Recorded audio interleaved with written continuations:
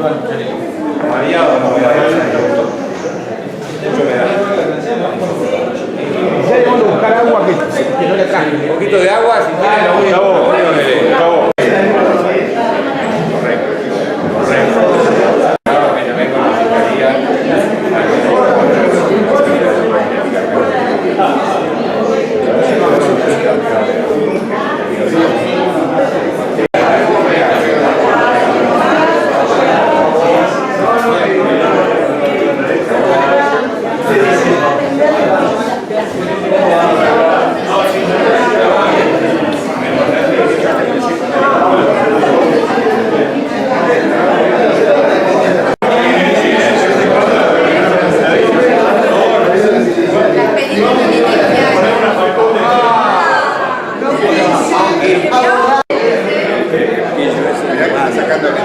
Este me va a fichar. ¿Qué es lo que hay que mandar? Para eso.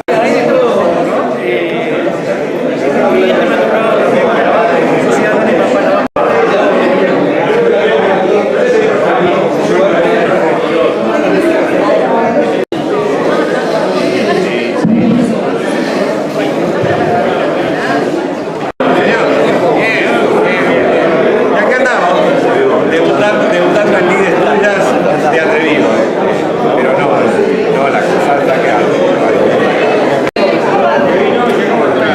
Bien, todo bien.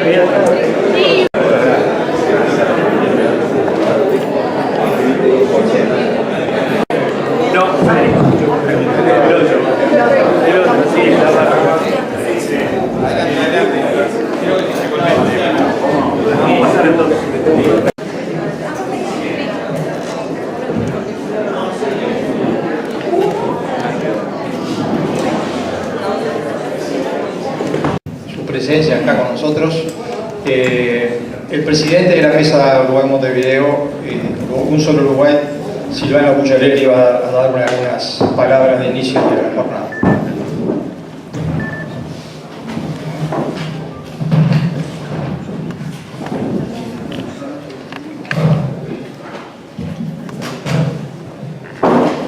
Bueno, buenas tardes a todos. Bueno, primero que todo, darles la bienvenida por acompañarnos, doctor Silvia, a nosotros y a todos ustedes, por venir a esta reunión llamada por Un Solo Uruguay. En primer lugar, presentarme, Silvano Pucciarelli es mi nombre. Me gusta dar esta reseña de mi persona de que hace 5 meses ya, en noviembre, principio de noviembre, no me preocupé nunca de nada de política. Una persona que cambiaba de canal cuando se hablaba de política es un disparate de mi parte, pero me gusta reconocerlo y decir que di el paso para cargarme las pilas y en definitiva salir a defender las cosas injustas que veo en mi país, que la verdad que lamentablemente son muchas.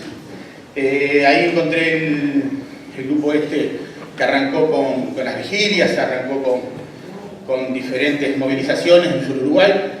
Y bueno, como acá hay gente que no integra Un Solo Uruguay, quiero de alguna manera dar una presentación de lo que significa Un Solo Uruguay. Un Solo Uruguay es un movimiento que nace con 4 autoconvocados, como se le ha dicho, a estos 4 magníficos en la interna, como le decimos simpáticamente, que de alguna manera tuvieron preocupaciones económicas desde el agro, son ingenieros agrónomos además. Un vecino fue a buscar al otro, se juntaron los 4 dijeron vamos a avisarle a la gente acá de Paysandú a ver qué problemas hay, vamos a reunirlos y, como se dice, encendieron una chispa y se prendió la pradera. 400 personas, carniceros, farmacéuticos, todo tipo de comerciantes, todos movilizados y preocupadísimos, cada uno por diferentes razones. En definitiva, se encontraron con una gran sorpresa. A partir de ahí, se citó para hacer esa reunión en Durano, lo cual dijeron, bueno, debe haber más gente en el país preocupada como nosotros, y explotó en una reunión de, 50.000, 10.000, 2.000, lo que quieran decir, pero en realidad explotó una cantidad de gente que, en lo personal, con mi señora acompañándonos, tuvimos desde la mañana, y esos que estábamos ahí éramos autoconvocados. ¿Sí? ¿Qué quiere decir? Que preocupados por la realidad del país dimos un paso, los que nos sentimos autoconvocados y pasamos a integrar lo que cambió de nombre y se llamó Un Solo Uruguay. Y seguramente si cada uno de ustedes está aquí presente es porque está molesto por alguna razón. Algunos será por la seguridad, como nos va a explicar el doctor, y otros será por la economía o será por diferentes razones, la salud, los valores, que en realidad nos están cambiando hasta los valores a los niños desde la escuela, un montón de razones. Y cada uno de ustedes está acá porque está preocupado de algo. Entonces lo que significa, y para que entiendan, si cada uno de ustedes da un paso adelante, automáticamente se van a convertir en autoconvocados y pueden participar de lo que es un solo Uruguay. Uruguay necesita de cada persona de Montevideo y del país que se preocupa por alguna razón y dé ese paso adelante y pase a integrar este gran movimiento de un solo Uruguay, que es un movimiento básicamente, y que quede bien claro, sí político, porque tratamos temas de política, pero no hablamos de banderas. Es un partido que lo que quiere es marcar el camino, lo que quiere es ser la piedra en el zapato para el gobierno que esté de turno. Realmente que esté de turno. Y ahí es donde muchos de repente no nos gusta, y a algunos nos gusta pensar de que queremos el cambio de gobierno. Eso va por cada uno, pero el movimiento lo que quiere, y ahí es donde se tiene que entender, es que este movimiento estamos gente de todos los partidos adentro. Y realmente es así. Y entre nosotros mismos, los que integramos la mesa, no nos hemos ni siquiera preguntado qué votamos o qué queremos votar. Somos autoconvocados, pertenecemos a un solo Uruguay, y les hago invitación a cada uno de ustedes que se sienten preocupados por algo en nuestra vida, que por favor que den el paso y sean autoconvocados, porque eso creo que es lo que son. Bien, básicamente quería presentar, no quiero robarle mucho tiempo al doctor, que sé que lo de él es muy interesante y nos preocupa a todos, le agradecemos mucho. Sí decir que un solo Uruguay, Montevideo, nosotros, la mesa Montevideo, tuvo la gran preocupación de poner sobre el tapete la seguridad. La seguridad, que es un tema que desde un solo Uruguay no se había tocado, pero hay una razón. Quiero justificar a nuestros jefes, de alguna manera, a nuestros líderes, de que ellos pretenden que cada vez que se presente, o que no patimos contra una pared, que sencillamente presentemos soluciones. Y en eso estamos trabajando, y acá tengo que por si se lo muestro me mata acá el doctor, un trabajo bastante importante que se le presentó a los líderes nuestros, para que ellos lo estudien, y seguramente con más trabajo que la Comisión de Seguridad está trabajando, con gente que está aquí presente, lo van a trabajar y van a presentar alguna solución. Pero nosotros queremos escuchar al doctor, queremos escuchar las soluciones que él nos plantea, porque eso hay que agregarlo a esto. Bien, también solamente rápidamente, doctor, si me permite un minuto más, se han trabajado muchas cosas aquí. Debo agradecer al señor Mario Cabrera, que no está presente. Mario Cabrera es un republicano, ferviente, democrático, que trabajó en hacer un estudio de la salud, de la atención médica, no diga salud, me dijo, es atención médica. Y hay un trabajo que lo va a tener la mesa para estudiarlo primero en Montevideo, que por supuesto lo saben que estamos ahí, pero lo van a estudiar, y en algún momento se va a presentar. Y como esto, los valores, como el tema de las leyes trans, eso nos explicará. Así que por ahora le quiero pasar la palabra al doctor, y muchas gracias por estar aquí. Le pido un aplauso para él. Gracias.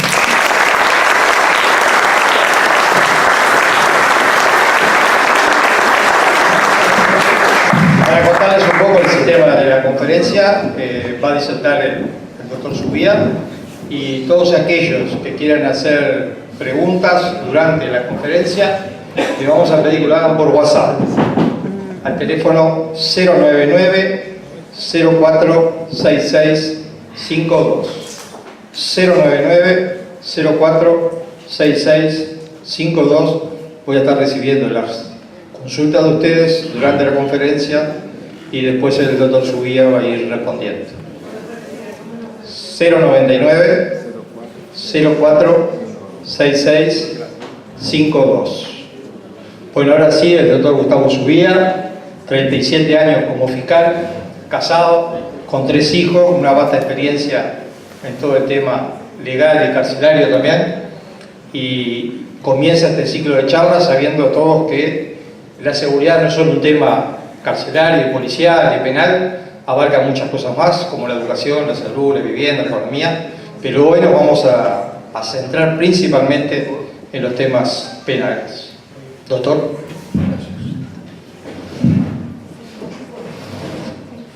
Buenas noches para todos. La primera es una de orden, hay mucha gente parada, y veo acá en el fondo que hay sillas, así que de repente pueden ubicarse mejor, porque creo que hay varios que están como yo ya en la franja etaria donde la cadera pide ayuda. Adelante, adelante, pase por favor. Levanten la mano si hay lugares ahí. Ay, sí, ya sentí. La segunda es agradecer la convocatoria inglesa, porque en este momento empezamos a las 7:03, excelente, y también para ustedes que han llegado en esos horarios. Y la tercera, y comenzando a decir que, a pesar de que yo no tengo una vocación religiosa específica, pero me parece muy bueno ahora, escuchando las palabras del compañero que inició el acto, hacer referencia a algo que se dice religiosamente, y es que el dolor es la primera de las gracias. Es decir, para el uruguayo también es de aplicación en especial, de repente, ese aforismo religioso, por cuanto que el dolor nos lleva a enfrentar situaciones que, si no, a veces el no dolor o la comodidad de la vida nos hace olvidar de que están ahí presentes. De alguna forma, todos los que están acá, y cuando yo hablo y los temas que trato son duros, estamos todos afectados en cierto grado, en cierta cuota de un dolor que puede tener trascendencia personal, familiar, social o de país. Y sí, el tema seguridad es un tema que se ha hecho tan dramático en los últimos años y ahora concretamente en los últimos días, en los últimos meses, que entonces es un tema que como sociedad nos está afectando y nos está afectando con dolor. Hoy de mañana, después de que ayer en el diario El Observador la Fiscalía General hizo manifestaciones específicas referente a que yo había faltado a la verdad, en oportunidad de una actuación que tuve que desarrollar en el mes de enero, cuando había un delincuente presuntamente homicida, rodeado por la policía, y se demoró 2 horas en obtener la orden de detención sobre el mismo, y cuando la policía ingresó el individuo ya se había ido, porque hay barrios y barrios para poder rodear las viviendas. Me desperté con miedo. Tengo que sincerarme con ustedes que me desperté con miedo frente a esas manifestaciones de la Fiscalía General sobre mi persona. El miedo es de no olvidarme nada de lo que tengo que decir referente al horrendo funcionamiento que estamos teniendo en este momento, lo que yo era hasta hace unos días fiscal y ahora soy exfiscal. Es una máquina de picar carne, como está funcionando lamentablemente la Fiscalía General, donde los fiscales, que son los encargados ahora de protegerme a mí también, los fiscales en Montevideo, en número de 20, encargados de proteger a la ciudadanía, están absolutamente, totalmente desbordados. Inclusive en la noche de ayer, a partir de las 11 de la noche hasta la 1 de la mañana, recibí comunicaciones en estos sistemas de las redes, que yo todavía no los sé manejar muy bien, de colegas que me decían: lo que a vos te pasó, a mí me pasó y peor, me acaba de pasar hace una semana, el sistema se nos cae. 6 colegas de los 20, y mire que los números son fuertes, porque hay que animarse a escribirlo y dejarlo documentado en un aparatito como estos que usamos. 6 colegas en la noche de ayer manifestándome su adhesión a lo que a mí me había sucedido. Pero eso es un tema parcial. Lo lamentable es que estamos en una lógica de políticas de seguridad pública que es una lógica ilógica. Es una lógica ideologizada en grado sumo que ha llevado a hacer desconocer ciertos principios elementales de racionalidad. Porque el ser humano es, además de todo, un bichito biológico, un bichito que la etología sobre todo lo estudia en su comportamiento animal. Y todos nosotros tenemos una cuota, aunque nos parezca a veces aberrante o insultante, tenemos una cuota de bichito territorial que no nos gusta. Eso lo dije el otro día, se me ocurrió en una conferencia acá enfrente, que me invitaron mujeres de América. No nos gusta que nuestro hueso, cuando lo estamos comiendo, venga otro bichito y nos lo robe. Es muy sencillo, es muy comprensible, es muy humano, es muy animal también, y es muy recomendable para que todos aplicamos ese viejo criterio de, en nuestro territorio, que otro no venga a marcarnos el terreno. El ser humano tiene el derecho natural, como decían los ius naturalistas, los que suponen que nuestros derechos no vienen por una concesión del Estado, sino que como seres tenemos el derecho natural a nuestro territorio, a nuestro hueso, a nuestra comida, a nuestra familia, a nuestro terreno.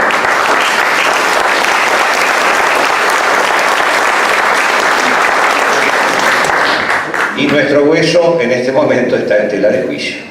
Se están robando muchos huesitos y cuando, por lo menos mis perros, cuando uno le roba el hueso al otro, tenemos problemas y se trenzan. Y eso que hay perros, tengo perros de hace años, ya veteranos, pero el huesito es el huesito. Entonces, yo creo que estamos viviendo un momento en donde estamos padeciendo vulneraciones importantes a esos derechos humanos. La idea hoy, y voy a tratar de trabajar sobre una hora de charla, yo puedo hacer 5 horas de charla, en ese sentido parece que hubiera estado en otras estructuras políticas, pero tengo capacidad. El señor Abel Duarte me invitó el otro día a un programa de radio y nos propusimos batir un récord, estuvimos 3 horas y 40 minutos hablando, básicamente hablé yo, pero él también acompasó y contó sus anécdotas. Si hacemos un día el récord Guinness de 5 horas, yo aguanto, pero ustedes, pobrecitos, no van a aguantar. Además conocen mucho de lo que yo vengo diciendo, lamentablemente quizás sea un poco repetitivo. La idea es entonces tratar de observar cuáles son las corrientes en materia de derecho penal que existen en el mundo, en nuestro país, y en el nuevo Código de Proceso Penal, qué incidencia tienen estas corrientes filosóficas o ideológicas al momento entonces de que saquemos conclusiones de lo que está pasando y qué se puede hacer. Una primera aclaración que uno de los contertulios hoy me hacía al empezar y corresponde que la haga es: yo soy partidario del sistema acusatorio, 100% partidario de un sistema donde el fiscal y el abogado defensor trabajen en igualdad de condiciones. Hoy ustedes pueden ver el partido desde un lado del mostrador, que es el lado del mostrador del ciudadano que ha sufrido, cuya familia también ha sufrido o sus amigos han sufrido el embate del delito, pero mañana podemos estar cada uno de nosotros del otro lado del mostrador. Inclusive cuando ejercitemos la legítima defensa a juicio del fiscal de turno incompleta, si es así, porque entonces tenemos que responder ante la ley por esa legítima defensa incompleta. Es cuando no se dieron todos los requisitos para que la legítima defensa sea jurídicamente viable. Así que todos podemos estar del otro lado del mostrador. ¿Y qué vamos a querer? Vamos a querer un juez que sea imparcial, cosa que en el viejo sistema inquisitivo no era tan así, más allá de que no había mala voluntad, pero el juez se plegaba hacia el lado del fiscal. Vamos a necesitar un fiscal que sea también no vinculado al juez. A nadie le gusta que en un partido de fútbol el juez patee los penales del equipo contrario, obviamente. Entonces vamos a estar en esa posición que queremos de un sistema acusatorio. ¿Qué sucede? Como tantas cosas en este planeta, una cosa es como se lo pinta y otra cosa es cuando se lo come. El gusto no siempre va con el impacto visual. El nuevo código se lo pregonó con un impacto visual, como que era una especie de solución a una enorme cantidad de conflictos en esa equidad superior que iba a tener, y en la realidad ha venido teniendo unos problemas terribles que algunos, y no es con la humildad que tengo, porque a veces me falta un poco de humildad, la única humildad que tengo es ante el de arriba, lo veníamos gritando y lo gritamos fuerte. Yo lo manifesté, entre otras cosas, que este código, y lo dije públicamente a través de la prensa, que este código no podía entrar en vigencia en 2017, que tenía que entrar en vigencia con suerte en 2018, hubieron apresuramientos de todo tipo, y desde el punto de vista de la técnica legislativa, el Parlamento, en unos apurones fuera de sentido común, porque hace 12 años que hay una comisión trabajando para esto, en unos apurones brutales, a último momento se estaban tratando modificaciones de 90 artículos, una demencia del punto de vista legislativo, pero a la uruguaya, y a la uruguaya también salieron una cantidad de institutos, que ahora vamos a ver algunos, como institutos. En derecho se le llama instituto a un conjunto pequeño de normas que afecta un mismo problema. Bueno, hay determinados institutos absolutamente descabellados, pero claro, se inscriben en una de esas corrientes que hoy vamos a tratar, o que ya estamos tratando de hablar. La inseguridad se cimenta en muchos ítems. Desde el punto de vista de la ideología de izquierda, la inseguridad se cimenta en carencias en la inclusión social, en carencias en el acceso a la educación, en carencia en cuanto al respeto de los derechos de los ciudadanos. Desde el punto de vista de otras ideologías, centro-derecha, que en general no niegan aquellas sino que le suman que además la inseguridad se cimenta en determinados valores que se fumigan, que desaparecen, entre ellos el valor límite, el valor respeto y el valor autoridad tan cuestionado en los últimos años, y que entonces todos esos factores son los que ayudan al deterioro de la convivencia social y aumenta la inseguridad. Yo tengo una posición muy específica en cuanto a la inclusión social, en cuanto a la cultura y en cuanto a otros elementos que se predican desde ciertas tiendas para tratar de explicar la situación del delito, y mi posición sintéticamente es que se delinque en todos los niveles sociales.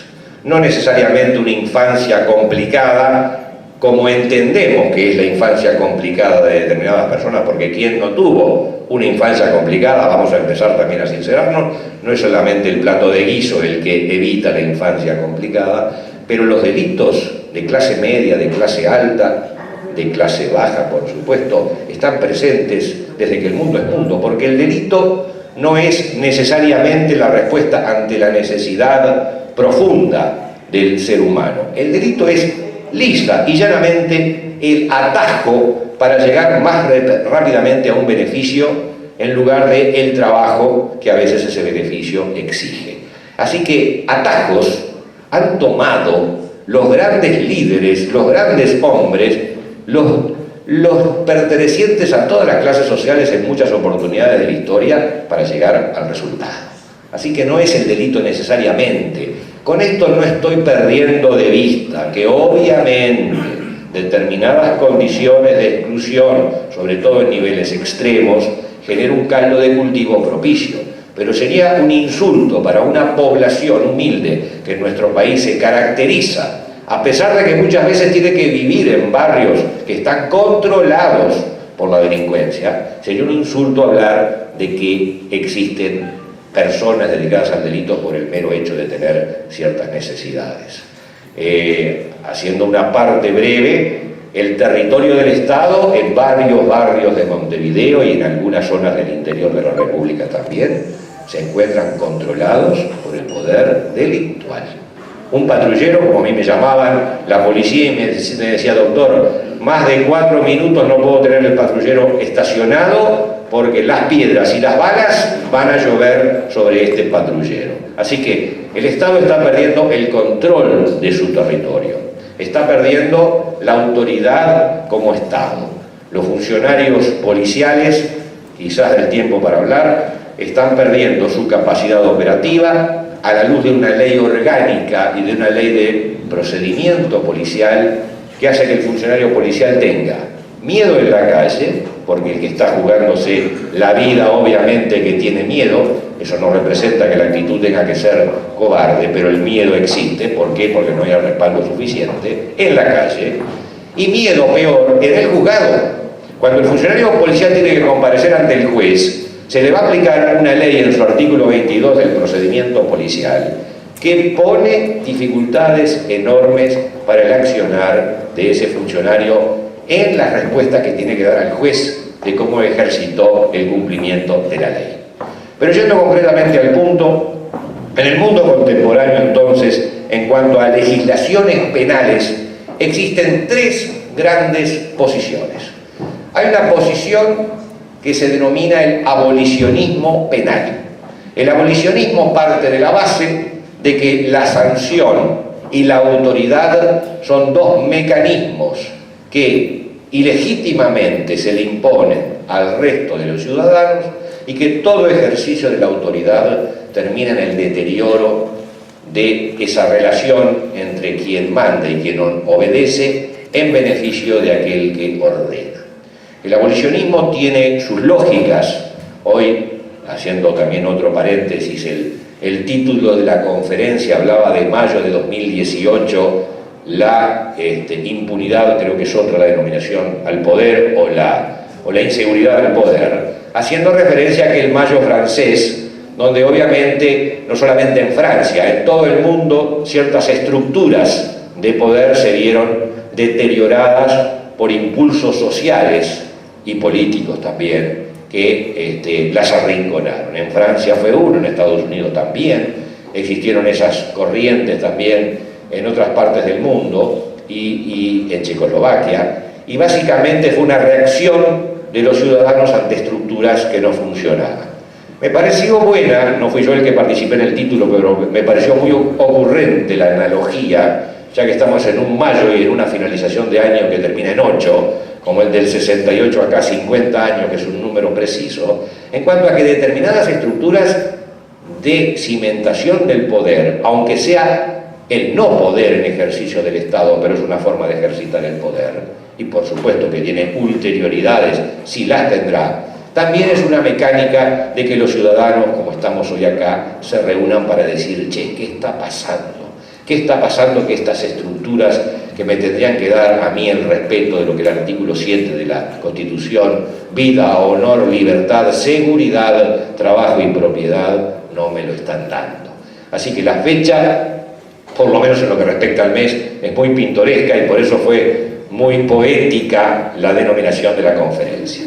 Y seguimos con el abolicionismo. El abolicionismo, es decir, la no imposición de sanciones a las personas que vulneran el orden jurídico, es una posición que justamente comienzo se vincula con aquel Mayo francés de hace 50 años, ya venía de antes, y con la persona, sobre todo en Francia, de Foucault, que es una de las expresiones más concretas, con enorme racionalidad en sus postulados. Aunque no estemos de acuerdo muchas veces con las conclusiones y sobre todo con la extrapolación de las conclusiones que uno autor puede sacar en su trabajo intelectual, yo estoy muy de acuerdo con muchas de las conclusiones a las que llegó Marx con el marxismo, estoy muy de acuerdo con muchas de las conclusiones a las que llegó Foucault cuando habla en Vigilar y Castigar, hace terribles apreciaciones de las cárceles como mecanismos de control social. Pero luego, como puedo estar muy en desacuerdo con matar ballenas, sucede que, y siempre hago la misma broma, me voy a McDonald's y mientras mis maxilares se mueven para arriba y para abajo comiendo la hamburguesa, digo qué terrible aquello de matar ballenas. Es decir, el ser humano tiene un nivel de hipocresía muy alto que le facilita poder criticar determinadas cosas y no tener más remedio que implementar otras. Solamente determinados hinduistas muy extremos no se bañan para no matar los eventuales microorganismos que habitan en su piel.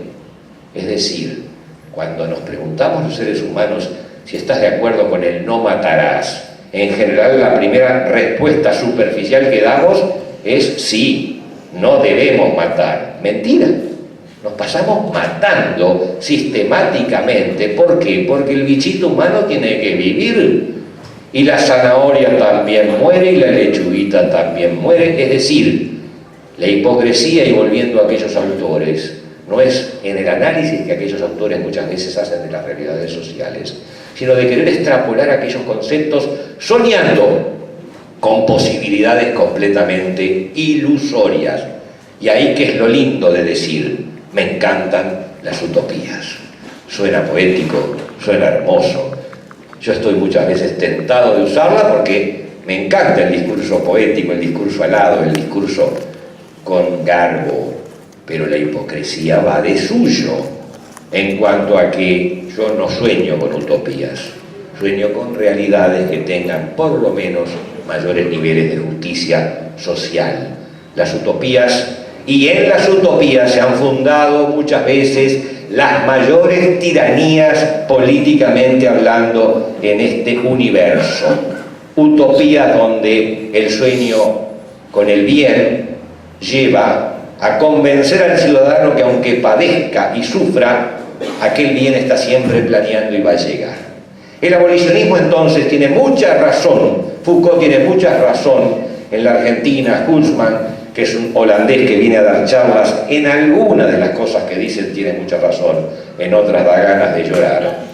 Zaffaroni no es precisamente un abolicionista, pertenece a la ubicación de lo que se denomina el garantismo, pero es el paso previo hacia el abolicionista. Y en Argentina Zaffaroni es el miembro o el ex miembro de la Suprema Corte de Justicia de Argentina que ha tenido una enorme cantidad de influencia en estas políticas que ahora también nosotros estamos soportando. Pero entonces, el abolicionismo tiene muchas razones de ser. Sucede que cuando llega el momento en que, más allá de los conceptos teóricos, tenemos que empezar a aplicar los conceptos abolicionistas en el derecho positivo, posible derogar la punición. Cuando se leen los autores abolicionistas en sus recetas prácticas, no en sus recetas teóricas que muchas veces son muy comprensibles, cuando se llega al nivel de la receta práctica a veces es para llorar el nivel de infantilidad con las que suponen que se pueden resolver determinados conflictos sociales. Todo viene por la composición del litigio, la reparación del daño, la vinculación de víctima-victimario en un entorno de comprensión y perdón, es decir, volvemos al fantasma que camina, porque en algunos casos eso se puede dar.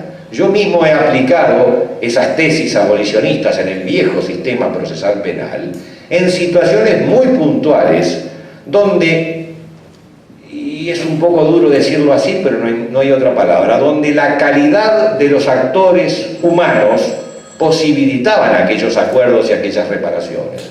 Sucede que hoy tenemos calidades de actores en lo penal que son muy disímiles, que son terribles como para poder llegar a esos acuerdos soñados por Hulsmann, por lo menos el holandés este que viene a la Argentina periódicamente a dar conferencias, que a mí me erizan, porque él sueña con el vecino que le embistió en un día de rabia, le acerca al otro vecino y le propuso la reparación y le fue a clavar las maderitas.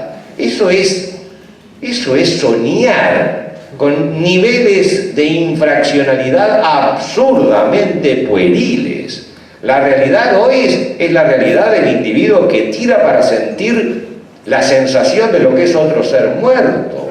Y que algunos se preguntan, ¿pero existe el placer de matar? Sí, señor. Vamos otra vez a sincerarnos un poquito. Y yo he casado con un rifle 22, así que no me doy por fuera de lo que es el placer de la caza. En el placer de la caza, que el individuo lo tiene desde hace millones de años, porque termina procurándole el alimento, el cegar otra vida, y perdónenme que esté un poco reiterativo con esto de los bichitos, pero es una forma de entender las realidades, el cegar otra vida, y los chiquilines lo tienen desde la onda, y la madre a veces le dice no le pegues al pajarito, pero hay un placer biológico, ancestral, consuetudinario al bicho humano que es depredador, pero que no me depreden mi huesito y me parece perfecto. Hay que organizarse para depredar.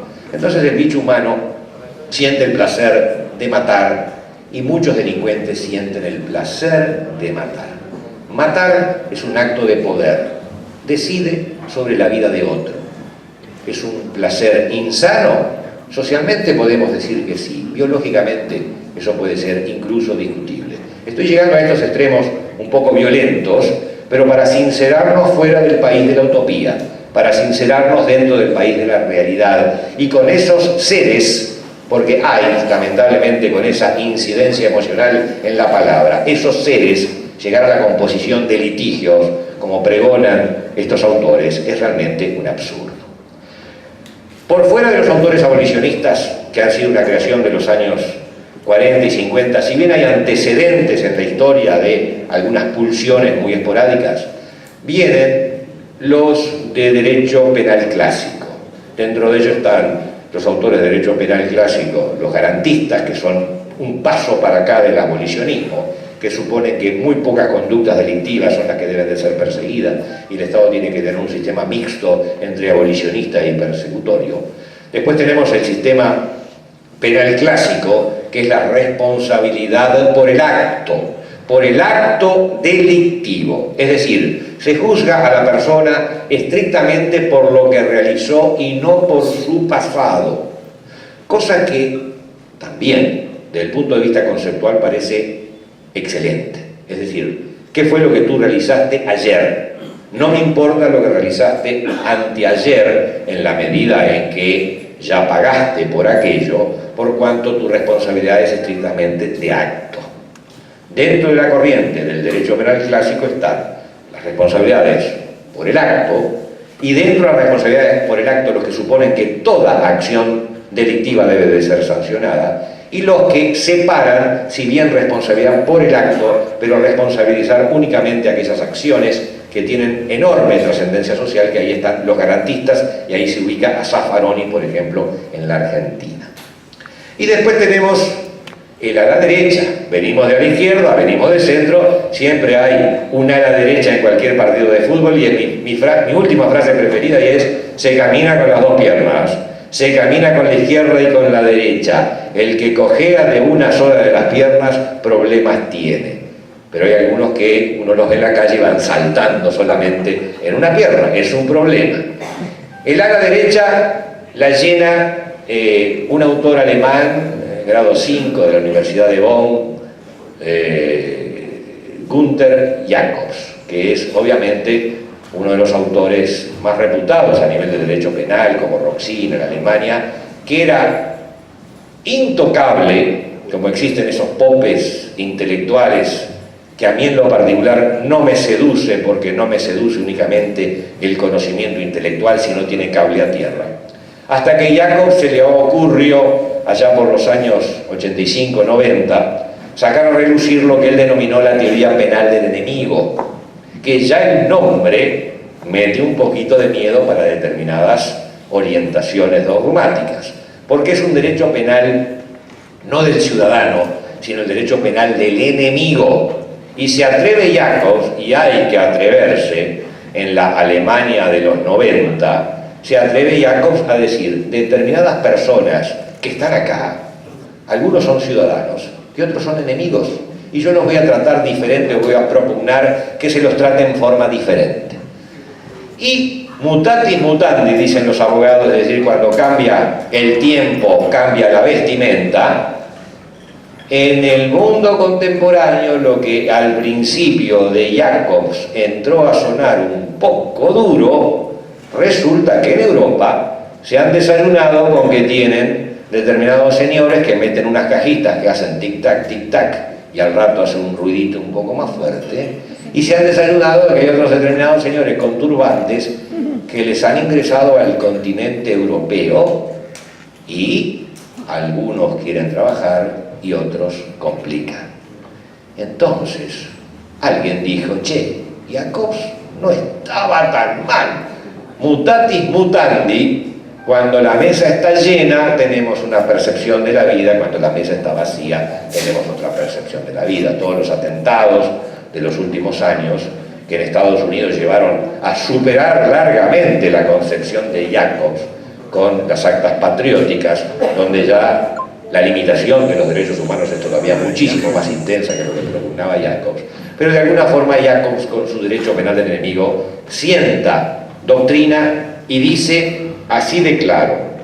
Dice Jacobs: el ciudadano que comete un error, pero que se mantiene dentro de la voluntad de pertenecer al contrato social que Rousseau, en forma utópica de alguna forma, porque nadie signa ese contrato social por propia voluntad, es algo así como la primera comunión para los que son religiosos. Se la toma, pero no se sabe bien porque es mamá y papá la que lo decide. Pero el contrato social de alguna forma es un ficto, pero que explica que todos estamos en esas vinculaciones que tenemos de respeto mutuo que tenemos que tener. Jacobs dice: el ciudadano es el que respeta a pesar de que haya metido la mano en la lata, de que le haya pegado la piña o el tiro al otro. Es el individuo que se mantiene integrado a esa sociedad. En cambio, el enemigo es el que literalmente la quiere destruir a esa sociedad.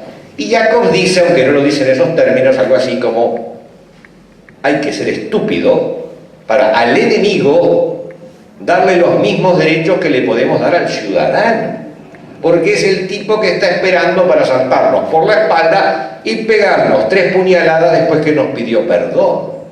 Entonces Jacobs, con la sinceridad que tienen los que pueden tenerla, porque han llegado a determinados niveles donde pueden hablar, no siempre es fácil, Jacobs propone entonces la teoría del enemigo. Y por supuesto que en Europa empieza a tener más raigambre por los movimientos políticos que se están sufriendo contemporáneamente. Y lo peor es que en el Uruguay también hay en nuestra legislación, o hubo, derecho penal del enemigo mezclado con regímenes abolicionistas, y hoy se está depurando y queda cada vez menos derecho penal del enemigo, más abolicionismo, y eso es lo que intento ahora en la última parte, llevar a tierra todo lo que estamos diciendo. En definitiva, y resumiendo, y perdonen que me ponga un poquito de maestruli en cuanto a resumir los conceptos, pero es bueno, porque ustedes van a salir mañana a pelear con el otro vecino. No, pero pará, querido, vos que querés aplicar abolicionismo en este caso, yo te quiero aplicar derecho penal del enemigo. A mí no me vengas con el garantismo de Zaffaroni. Y el pobre vecino lo callan de una porque el tipo va a decir, ¿pero qué hiciste? Hiciste el tuyo.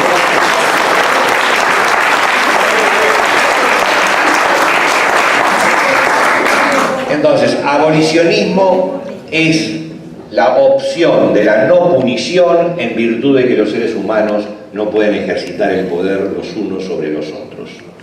Tesis, a mi juicio, que en puridad es totalmente absurda y parcialmente entendida puede ser de aplicación, hay que ver los grados en la que se los aplica. Yo he tenido cantidad de expedientes con el sistema antiguo y con el contemporáneo. La cajera se quedó con 5.000 pesos en el supermercado. Viene el padre de la cajera y dice, no, yo vendo la moto, mi hija, o con 15 o con 20, y para pagar lo que vos te mandaste. La muchacha era jugadora compulsiva, se fue, se timbió, el viejo problema que pueden tener los cajeros. No es un enemigo, no es un ser peligroso esa cajera. Todos los beneficios que yo le pueda dar como fiscal, se los doy y se los di. Y el padre vino y dijo, acá está la plata. ¿Cómo vamos en esos casos a no aplicar una tesis abolicionista? Ahí yo soy abolicionista. El problema es hasta dónde puedo llegar, hasta qué ejemplos les puedo llegar a dar. Por el otro lado, aplico derecho penal del enemigo sí a un rapiñero con 4 antecedentes. Yo le aplicaba derecho penal del enemigo mediante un mecanismo que daba la legislación uruguaya y es la reincidencia. Hoy en total crisis, la reincidencia como gravamen, porque tú te mandaste una, te mandaste 2, te mandaste 3, te mandaste 4, te agarramos a la quinta y te vamos a tratar como si te hubiéramos agarrado a la primera. Eso es típico derecho penal del enemigo de Jacob. ¿Por qué? Porque el que delinquió 5, 10, 40, como hay, una cosa es lo que surge en la planilla de antecedentes, que también surge 40, con las anotaciones de menor, 60. Otra cosa es lo que realmente cometió, que eso ya, bueno, larga y vamos. Entonces, cuando se aplica la reincidencia y se le grava más la responsabilidad, van 8 meses más porque sos reincidente en el hurto. Eso es derecho penal del enemigo. La reincidencia sigue en el artículo 48 del Código Penal, sin embargo, cada vez la crisis de la reincidencia es mayor. Entonces, en nuestra realidad jurídica, y sobre todo con el sistema anterior al nuevo Código, se aplicaba la reincidencia, que es derecho penal del enemigo. Creo que se entiende. La persona, por cometer delitos sucesivos, se transforma en un enemigo del sistema. Está demostrando toda la mañana, cuando se levanta, que lo que va a hacer cuando va a trabajar es, perdónenme la grosería, a joder a otro ciudadano. Es decir, esa es la finalidad del individuo. No me aplaudan porque voy a creer que tengo razón en lo que estoy diciendo. No siempre, uno tiene que estar siempre prevenido con que lo que dice tiene su contraparte. Hay una dialéctica permanente. El tema es no cerrarse justamente en una posición y escuchar al otro, que eso es lo que lamentablemente ustedes por lo menos el movimiento en el que se encuentra, lo único que encuentran es cerramientos. Entonces, Jacobs tenía razón. Porque en nuestro país existían normas anteriores a lo de Jacob que provenían del sentido común. Tenemos otra norma de derecho penal del enemigo y son las medidas eliminativas.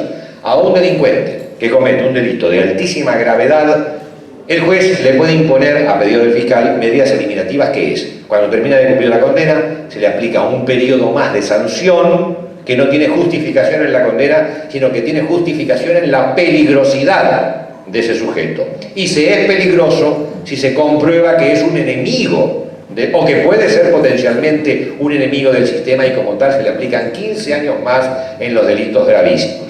Obviamente que ahora le voy a explicar cómo esos 15 años más, se me estaba ocurriendo una frase un poquito soez, tengo que controlarme con mis impulsos de malas palabras, pero son los que mejor ejemplifican esas partes de 15 años. Muchas veces el sistema se lo pasa por el expediente. Ahora sí, me salió bien.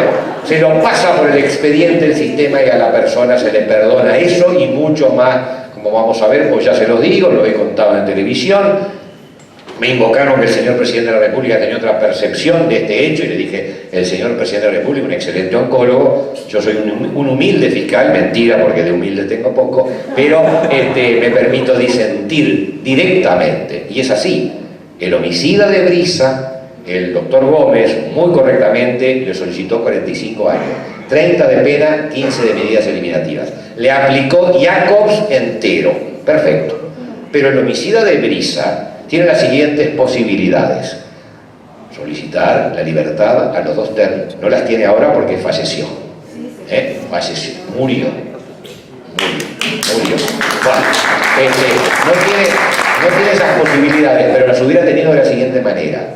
Puede solicitar por la libertad anticipada, y ya nos vamos adelantando a las medidas de este nuevo código, puede solicitar a los 2 tercios de la condena, puede solicitar la libertad. Quiere decir que la condena no es 45, la condena es 30. Por lo tanto, los 2 tercios de 30 son 20. Se le pone 45 en el papel, a los 20 puede solicitar la libertad anticipada. Pero las historias de terror no terminan ahí. Puede reducir por trabajo o estudio, como redujo Goncalves, 1 tercio de la condena. Así que de 20 puede reducir número más, número menos, porque son números móviles, no son fáciles de calcular, puede reducir de repente 5 o 6 años. Pero la historia no termina ahí. Por salidas transitorias puede pedir acceder a la calle al tercio de esa condena.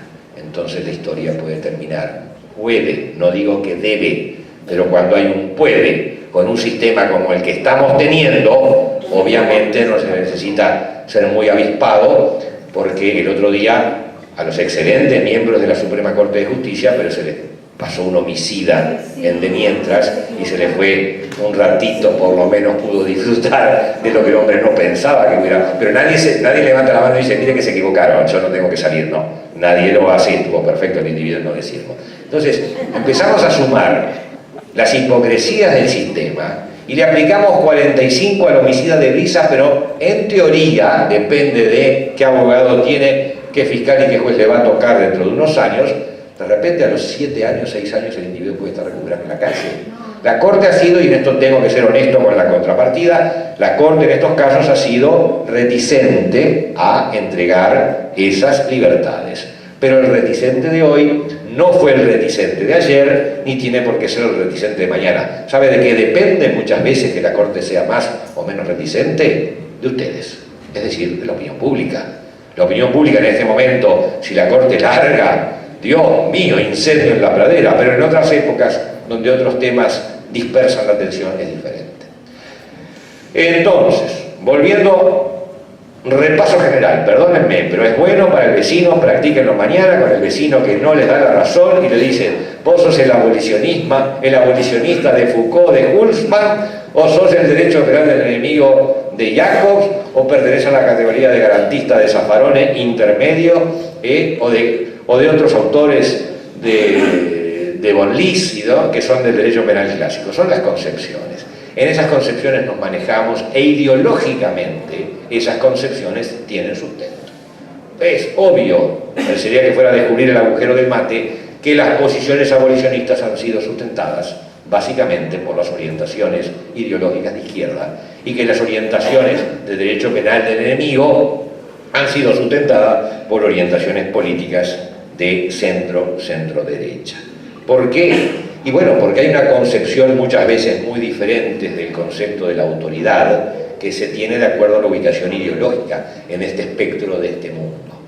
No siempre, a mi juicio, ciertas orientaciones tienen sustento en la realidad, sino que ciertas orientaciones tienen sustento en ese nivel utópico que, repito, lamentablemente a largo o a mediano plazo nos hace pagar el precio de no haber tenido los pies sobre la tierra. Es decir, soñar hace que el acto sea en sí muy lindo, pero pasado el tiempo de estar soñando, la persona pierde su conexión con este nivel material en donde hay que estar siempre vinculado para poder mantener la racionalidad en las relaciones sociales.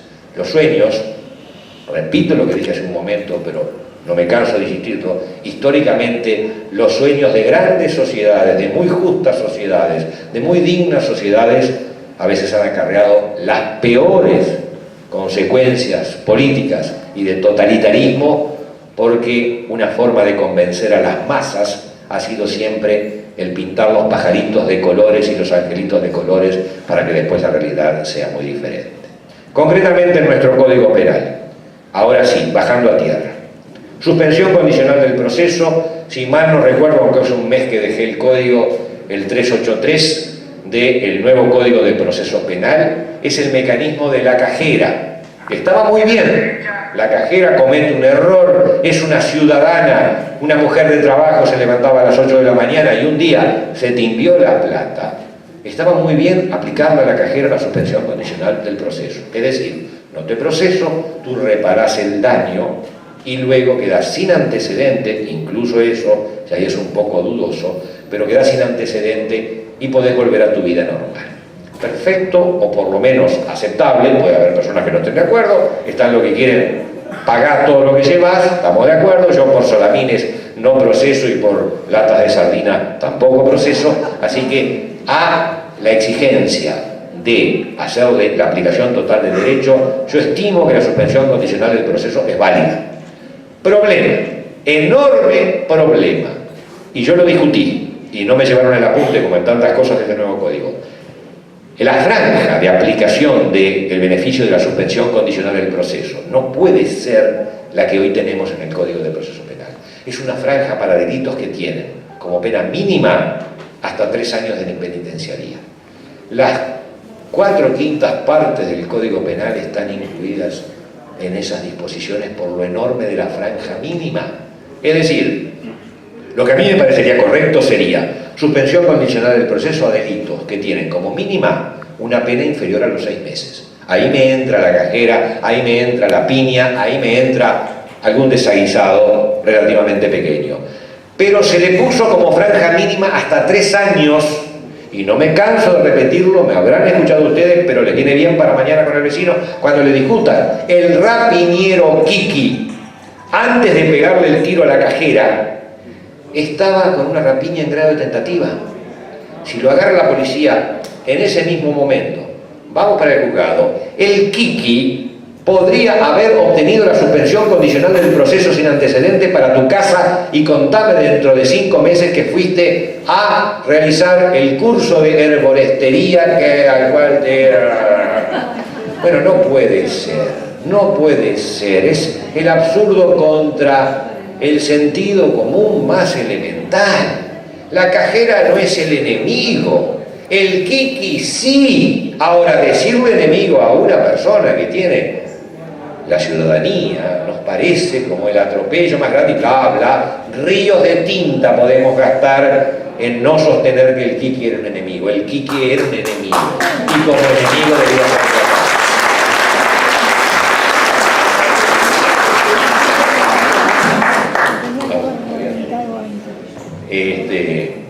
La situación entonces de una rapiña en grado de tentativa que está permanentemente vinculada a la rapiña a un posible homicidio, como estamos viendo contemporáneamente, no puede tener el tratamiento abolicionista, tiene que tener el tratamiento del derecho penal del enemigo. La cajera, démosle el tratamiento abolicionista. El código en el 383, yo lo discutí con el propio fiscal de corte, le dije, es una barbaridad dar ese margen de actuaciones para que el delincuente pueda acogerse de ese beneficio. Entonces es un absurdo, y es un absurdo que lo estamos pagando en cuotas, porque así fue la sentencia que hace poco cobró estados públicos, y entonces no puede ser que el delincuente tenga los beneficios económicos. Entre otras cosas, Hoy no tengo pancitos, el otro día me invitaron a una charla donde había pancitos, eso no es un mangazo para comer, es simplemente la ejemplificación de... Los pancitos me servían para ejemplificar porque estaba la mesa llena de pancitos, entonces puse 15 pancitos, entre otras cosas, porque ya que delinquir es negocio, con la suspensión condicional del proceso es triple negocio porque funciona así. Imagínense 10 pancitos acá arriba, delinquió, no lo agarraron, caja, delinquió, no lo agarraron, caja. Delinquió, no lo agarraron, caja, delinquió y lo agarraron, pago. Pero grita ya desde la vereda de frente, pago, quiere intereses, le pago los intereses. ¿Necesita también el pago del abogado para la denuncia? Señora, ¿le pago el abogado? ¿Por qué? Porque el individuo viene haciendo caja, el día que lo agarran, es un acto de empresa devolver el dinero. Se lo pago en cuotas, se lo pago en dólares, se lo pago como usted quiera. He tenido casos donde el individuo dice, pago, ¿dónde hay que firmar? Ya arreglamos. Entonces, la quinta arregló. De la quinta a la 12ª es caja, y la 12ª arregla. Y así sucesivamente, porque inclusive queda sin antecedentes. Entonces, ¿cuál es la perspectiva? La perspectiva de los autores del código insisten en lo que es la resolución del conflicto. Y yo eso también discrepo radicalmente, porque el conflicto no es entre la víctima y el victimario. El conflicto para un enemigo es entre él y la sociedad, no solamente con la víctima. Las víctimas tiran cohetes cuando les reparan el perjuicio. A ver, el quinto pancito a la víctima le repararon el perjuicio. En el 17º pancito a la víctima le repararon el perjuicio. La víctima 5 y la víctima 17 tiran cohetes. Salen diciendo, qué divino el fiscal que me solucionó todo, me repararon el daño, bla, bla, bla. Pero ¿qué pasó con la víctima 1, 2, 3, 4, 6, 7, 8, 9, 10 hasta llegar al 17? A esas víctimas no solamente no se les reparó el perjuicio, sino que permitir que ese individuo siga libre es que siga ocasionando perjuicio. Entonces esto no lo tendría que exponer un abogado como soy yo, es un contador el que tendría que exponer esas teorías y se haría una pingüe conferencia hablando de los costos, de los beneficios, de los riesgos empresariales del delincuente en esta nueva función que emerge del 383, suspensión condicional del proceso. Un debate.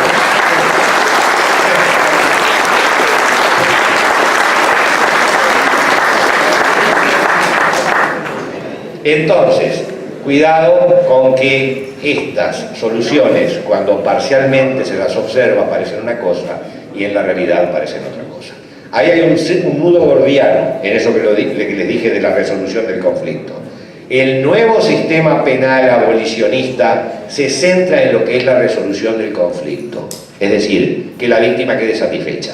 Lo que se olvida el sistema abolicionista es que no tenemos la máquina que tenían en aquella película Minority Report, creo que era que se denominaba, que era cuando se sabía todos los delitos. Si supiéramos todos los delitos que se cometen, el sistema podría tener más ventajas porque reparamos a todas las víctimas. Sucede que, señores, ustedes lo sabrán mejor que yo, porque lo he repetido hasta el cansancio, de 100 delitos cometidos y denunciados, nuestro nivel de captura, señores, es de un 4.5%. Entonces, vamos a pescar. No es una alusión a ningún tipo de magistrado de nuestro país. Vamos a pescar, sacamos los peces, los metemos en el balde y en alguna conferencia me permití, últimamente estoy un poquito más serio, pero me permití ir con un balde con agujeros a dar la conferencia. ¿Por qué? Porque eso ejemplifica lo que es nuestro sistema penal. Se mete el pescado por arriba y el pescado se escapa por los agujeros de abajo. En otra conferencia llevé un balde que directamente tenía nada más que la parte de arriba, porque directamente ya los pescados no tienen que buscar el agujero, directamente vuelven al agua de una. Entonces, señores, con un 4.5% de aprehensión, en determinados delitos es menos todavía el guarismo de aprehensión, sobre todo las rapiñas. Entonces, con esos niveles de aprehensión vamos a estar haciendo páguenlo en cuotas un día que lo agarramos, ¿no? La cosa explota. Abolicionismo sí, en determinadas hipótesis, derecho penal del enemigo sí, en otras hipótesis.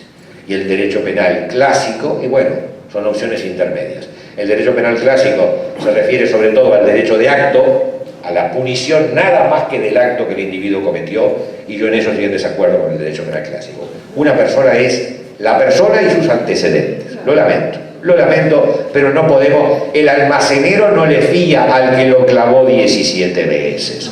No le fía, y lo bien que hace, no. Y ustedes, si van a hacer una regulación económica con otra persona, quieren saber los antecedentes de esa persona. Es otra vez la utopía. Ahora, del punto de vista utópico está precioso. A mí me han dicho así. Sucede que esta persona tiene el derecho a cambiar. Por lo tanto, lo que hizo hace 4 días no es sinónimo de lo que va a ser mañana, porque en 5 días los seres humanos tienen derecho. Y cuidado, desde el punto de vista racional está perfecto el razonamiento. Sucede que es de una razonabilidad utópica. Otra vez volvemos lamentablemente a la generadora de varios problemas. Todos tenemos derecho a cambiar en 5 días, o posibilidad de cambiar. Sucede que además de eso está la inducción imperfecta. La inducción imperfecta, me lo enseñaron a mí en tercero de liceo en lógica, es que si me pongo abajo del piano y el piano se cae, me mata, me pongo abajo del piano y me mata, y si eso sucede durante 47 veces, difícil que la 48ª vez el piano, si se cae, no me mate. Bueno, sin embargo, del punto de vista teórico, y por eso vean los niveles con los que uno a veces tiene que luchar contra compañeros, jueces, fiscales de la cátedra de Derecho que le explican esto y uno le dice, no, loco, no me entra, lo lamento. Pero a veces repetir y ser políticamente correcto es lo que sirve. Señores, segundo instituto interesante, y ya vamos en la bajada pensando en culminar la charla. Proceso abreviado que está en el 294. Ahora estoy un poco desmemoriado de los números del nuevo Código de Proceso Penal. Proceso abreviado, nuevamente, teóricamente excelente, prácticamente terrible. Proceso abreviado. Señor delincuente, ¿usted confiesa? Sí, confieso. Yo le bajo 1/3 de la condena. A algunos de ustedes les gustará, a otros les gustará. Alivia el trabajo, facilita el trabajo. Los fiscales, repito lo del principio, hoy se encuentran en situación de adentro de la picadora de carne. Un fiscal le dice, vamos a solucionar de alguna forma. Yo mismo, cuando estaba trabajando hasta hace un mes, por favor, ¿cómo solucionamos? Dentro de ciertos parámetros, por supuesto, de lógica. Pero el fiscal se ve hoy obligado. Es otro mecanismo para llegar a un sistema como es el sistema que hacíamos referencia al principio de no persecución penal. Tener fiscales que ya no pueden más. Es un mecanismo indirecto y terrible, pero que también está teniendo lamentablemente realidad. Abolicionismo por vía de que yo como fiscal estuve una noche trabajando 12 horas en la noche y 12 horas al día siguiente, y cuando eran las 5 de la mañana, solamente que tuviera 17 puñaladas el individuo, quería yo al otro día proseguir un proceso, porque no daba. Es un tema de, no me obligue con 64 años a correr 10 cuadras sin entrenamiento previo, no llego. Entonces, el sistema puede llegar a ser abolicionista por la vía jurídica o por la vía de los hechos. No voy a descubrir la pólvora diciendo de que muchas veces por la vía de los hechos se logran más cosas que por la vía de la normativa. Proceso abreviado. Tendrías que pagar 6, te ofrezco que pagues 4, le dice el fiscal. Nos hacíamos unos versos mutuos con la defensa que eran un stand-up, un verdadero stand-up en el juzgado, y el defensor decía, estás loco, pero por ese monto yo a mi cliente le hago cometer 4 rapiñas, no una, y siempre vos subías, claro. El tipo me veía y decía, y otra vez con subía me tocó. Bueno, ese es el problema simplemente del quehacer diario. Pero grandes regateos, no me voy, no hablo más con vos. Bueno, yo le voy a pedir 17 años. No, esperá, no te vayas, déjame. Bueno, mi cliente está dispuesto. Regateábamos, íbamos, veníamos, todo. Se transformaba un poquito en una justicia un poquito mercachifle, pero bueno, estaba ahí. Los yanquis lo tienen y le da resultado. Hasta ahí podríamos estar de acuerdo, pero entonces siempre de adentro del placar, como en las películas de terror, cuando la película parece que va a terminar, aparece nuevamente la mano con el puñal. Y dice así, se pacta entre el fiscal y el defensor un monto, 4 años por ejemplo, y uno dice, bueno, no fue muy buena, pero no fue muy malo. Por 4 años lo sacamos de circulación a este rapiñero. Pero el rapiñero tiene derecho a pedir porque alguien no lo vio, alguien se la copiaron o alguien no lo quiso ver. Puede pedir la libertad anticipada. Es decir, llegamos a un precio con el escribano en la contraparte. Bueno, el precio de la vivienda no, que sí, que no, que da tanto. Cuando llegamos al precio, resulta que hay otra norma por ahí colgada, se llama libertad anticipada, que posibilita que el delincuente, si es un delito de menos de 2 años, puede pedir la libertad al otro día del pacto con el fiscal. Y si tiene más de 2 años, puede pedir la libertad a la mitad de la condena. Entonces uno dice, y perdónenme, los parlamentarios no vieron la pelota. Yo sé que no es función del parlamentario, que esto no está en el tema verla, pero algún asesor del parlamentario no vio la pelota. Pónganle que los asesores estaban un poco ese día descuidados. Y algún amigo, algún perteneciente al sistema penal no le dijo, che, ojo con lo que van a votar. Yo logré en el Parlamento, con la humildad que me caracteriza, logré 3 reformas normativas. Una, a los reincidentes darle un tratamiento un poquito más tipo Jacobs, que está en el código. Otra, coadyuvando con otra gente, que se derogara la libertad condicional, que era otra aberración, y otra que se derogara la suspensión condicional del proceso. Sucede que, con la falta de humildad, repito, que me caracteriza, yo estaba trabajando en la Fiscalía además de leer el código, pero hay gente que se especializó nada más que en estar en eso, y le grité con la suspensión condicional y con el proceso abreviado, perdón, grité, bajen los márgenes, bajen esos márgenes, es demencial. Bueno, en definitiva, la libertad anticipada puede lograr que el pacto que yo hice ayer con el fiscal de 4 años, dentro de 2 años lo quiebre. Y ha salido el señor fiscal de corte a decir que sí, que se ha dado cuenta que se necesita una reforma. Y en de mientras seguimos, dale que va, porque esa es la definición técnica de lo que está sucediendo. Dale que va. No sé si en el horno nos vamos a encontrar, pero muchos merecerían encontrarse en el horno. Y luego tenemos la prisión preventiva y el juicio oral, que es la tercera estructura jurídica para tratar a los delincuentes. Si no se acuerda en la primera, que es suspensión condicional del proceso, si no se acuerda en la segunda, que es el proceso abreviado con rebaja, y se llega al juicio oral, que es un largo juicio, como vemos en las películas, con los testigos, que todavía creo que ha habido 1 o 2 casos de menor cuantía, cuando se llegan las rapiñas y se les diga a las víctimas, vengan dentro de 6 meses a reconocer al rapiñero, con toda la familia del rapiñero sentada en la puerta del juzgado y aplaudiendo cuando entra la señora que va a reconocer a su primo, hermano, hijo, padre, lo que fuere. Yo quiero verlo. Pero bueno, dicen que se hace, claro, en otros países, se hace.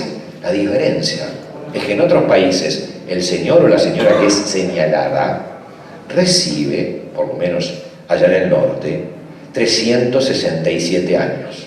Acá en el Uruguay, aunque lo señale la señora al rapiñero, lamentablemente la perspectiva es que reciba 5 años, que tenga el beneficio de la libertad anticipada, y que de repente dentro de unos meses se lo vuelve a encontrar la señora, y la señora dice, ¿y para qué me la jugué?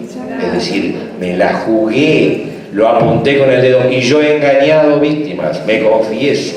Digo, no señora, no se preocupe, que lo... Y bueno, hay que darle un poquito de manija a la víctima para que apuntale, pero en mi fuero interno me viene una cierta angustia de que esa señora vuelve al barrio.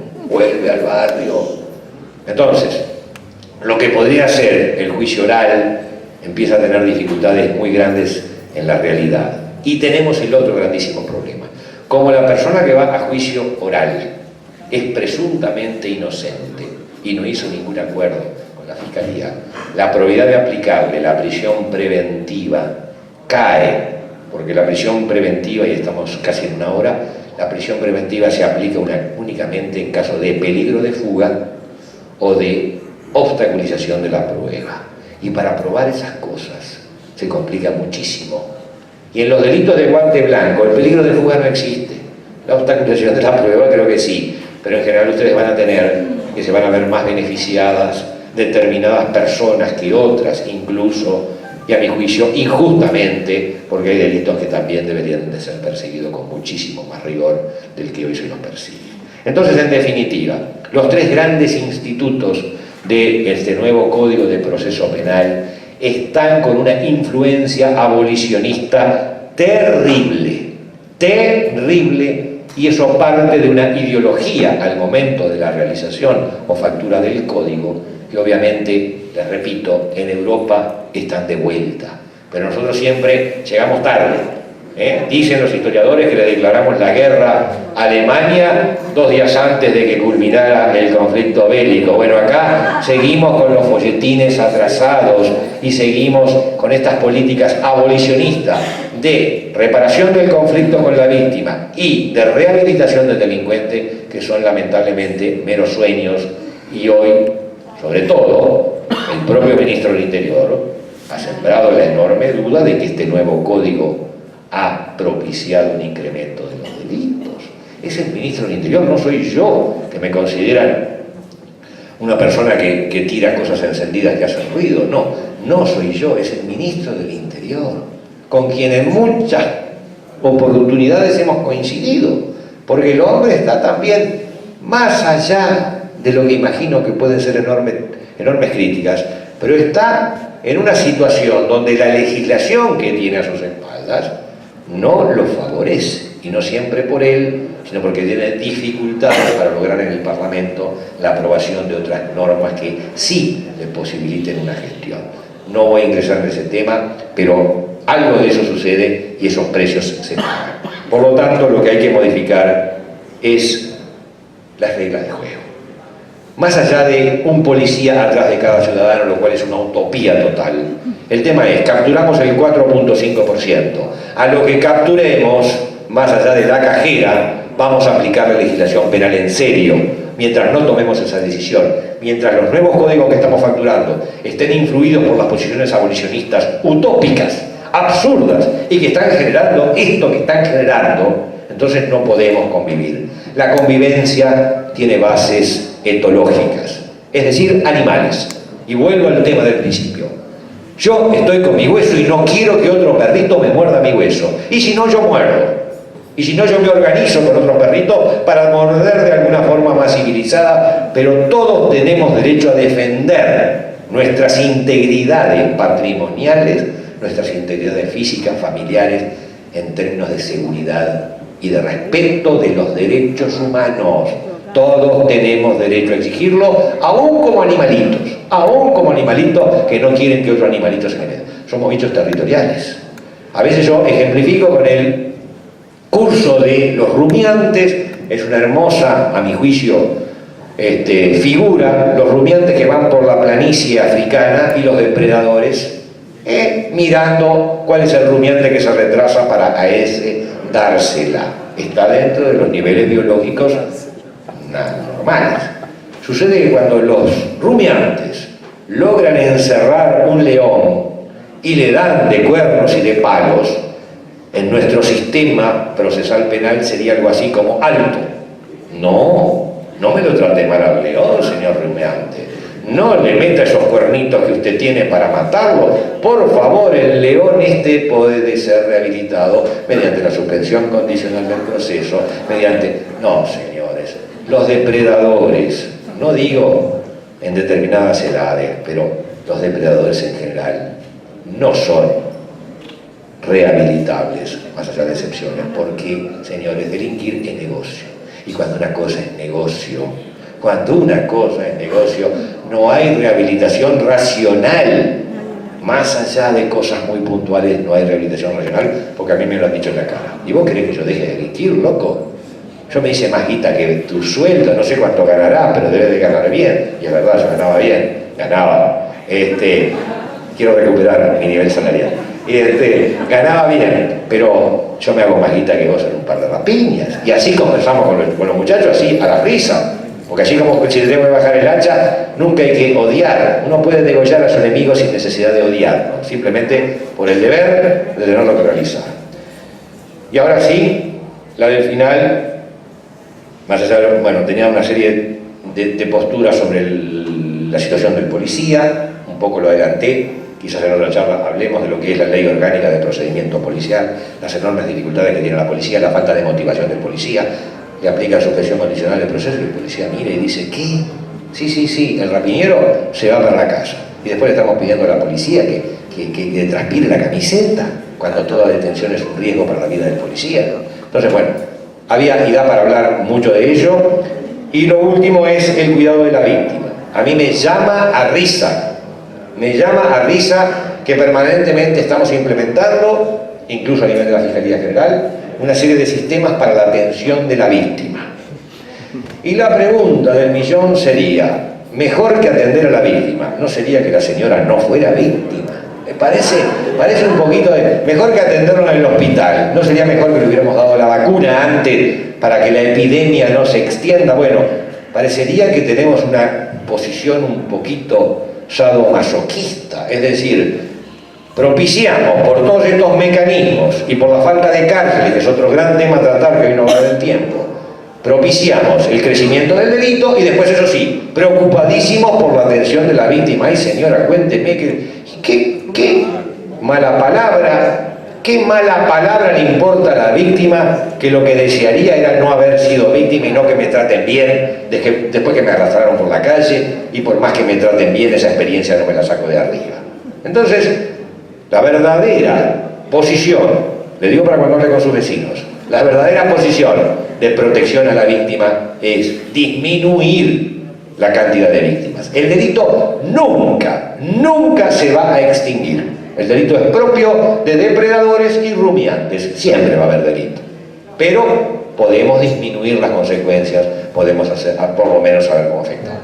Señores, y culmino, la posición mía es modificar la legislación penal, modificar la legislación policial, modificar las estructuras carcelarias y, por supuesto, dejar para los que sin utopías sí pueden construir materia educativa, materia de inclusión social, materia de justicia social, que realmente sea justicia y no mera entrega de beneficios a quienes pueden no merecerlo, en un ámbito de caminar con las dos piernas.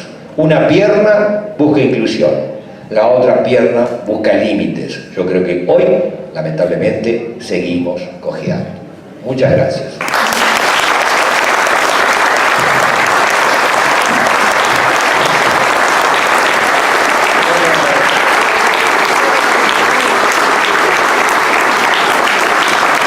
Muchas gracias por la presentación, y parece que el público está muy ameno con la tecnología, ya que tenemos más de 15, 20 preguntas. Voy a tratar de agrupar de 2 o 3 para el doctor Zubiri. Claudia Eduardo, 2 preguntas bastante similares. Lo consulta si existe o no una independencia del Poder Judicial o de los fiscales, ya que pasan a depender del Poder Ejecutivo, y si no es el Poder Ejecutivo el que es abolicionista. Y Eduardo, algo similar, consulta si el tema de la inseguridad es algo ideológico, o sea, si el abolicionismo que está utilizando este Poder Ejecutivo es ideológico. El que hace las leyes es el Poder Legislativo. Los proyectos de ley son enviados por el Ejecutivo, pero en definitiva es el Poder Legislativo el que factura las leyes. Así que es el Parlamento, y obviamente hay determinadas mayorías que no es descubrir la pólvora, saber cómo funcionan, pero sin embargo el Código fue aprobado con la voluntad de todos los partidos políticos. Yo sé que hay gente que trabajó en serio, y sé que hay gente que ni se enteró de que pasaba un Código de Proceso Penal por adelante. Con el Código yo tuve algunas intervenciones y algunos disgustos en cosas que se aprobaron y cosas que no se aprobaron, pero es el Parlamento. Así que yo creo que todos los partidos, incluso los partidos de la oposición, tendrían que poner las barbas en remojo y decir: aprobamos la suspensión del proceso con 3 años de mínima. Eso, lamentablemente, al que le quepa el saco que se lo ponga, a mi juicio es una liviandad en el tratamiento de este Código de Proceso Penal que es imputable a todos. Las fiscalías ahora son un servicio descentralizado, no dependen directamente del Poder Ejecutivo, dependen indirectamente. Yo luché mucho en la interna para el tema de la independencia técnica.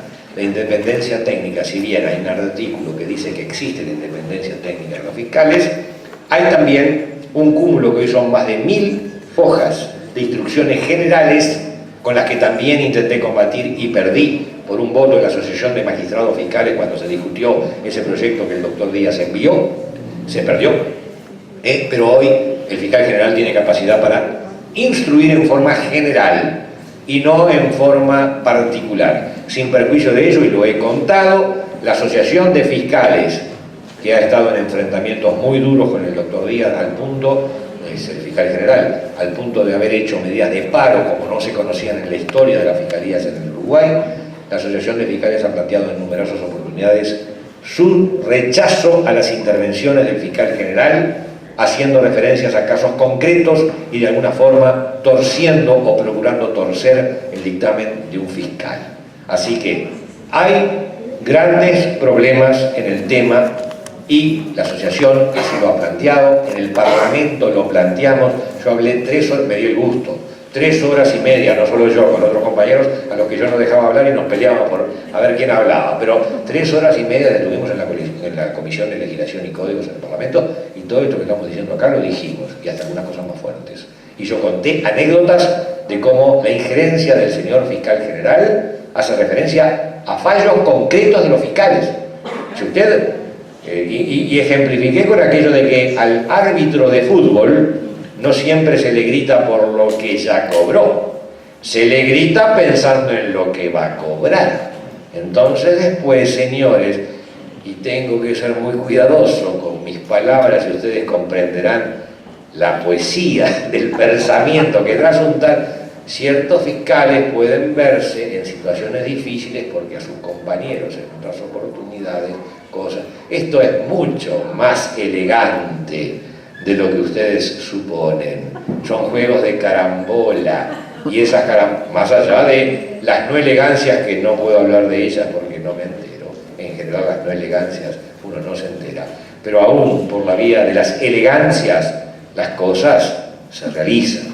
Así que en definitiva, yo creo que por la vía de las instituciones generales y por la vía de la nueva estructura en la cual están trabajando los fiscales, su independencia técnica hoy se ve muy constreñida.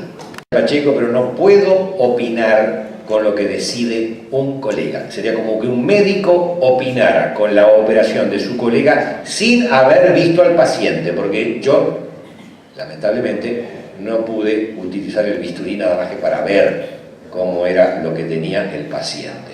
Yo usé el bisturí en oportunidad del año pasado, antes de irme, que pedí algunos procesamientos de personas de relevancia política más o menos especial, no mucha, pero de relevancia política.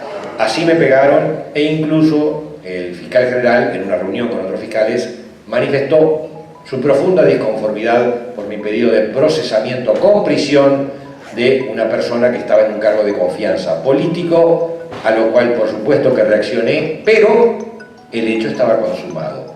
No era para mí, no era para mí.